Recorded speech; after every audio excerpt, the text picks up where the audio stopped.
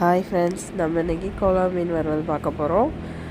அதுக்கு கோலா மீனை கழுவி எடுத்து வச்சுருக்கோம். அதோட புளி சேர்த்துட்டு உப்பு, சின்ன வெங்காயம் நைஸாக அரைச்சி போட்டுட்டு தேங்காயும் சின்ன வெங்காயமும் அரைச்சி அதையும் போட்டுக்கலாம்.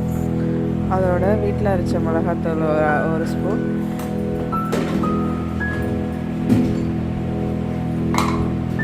அப்புறம் கடையில் வாங்கின கார மிளகாத்தூள் கொஞ்சம் போட்டுக்கலாம், தேவையான அளவு.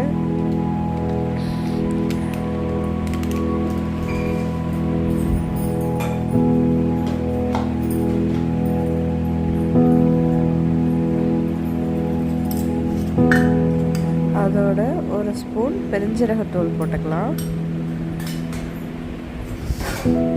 இது எல்லாத்தையும் நல்லா பிசைஞ்சு கலந்து வச்சுக்கலாம்.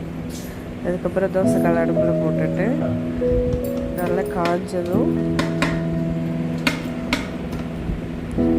எண்ணெய் ஊற்றிட்டு எண்ணெய் நல்லா சூடானதுக்கப்புறம் தான் மீனை போடணும். கோலா மீனை கையால் தான் எடுத்து போடணும். அது உள்ளே அந்த மசாலாலாம் உள்ளே போய் இதுவாகிடும். அதனால் கையால் எடுத்து நல்லா வழித்து போடணும். இல்லைன்னா உள்ளே அப்படியே மசாலா வேகாமல் இருக்கும்.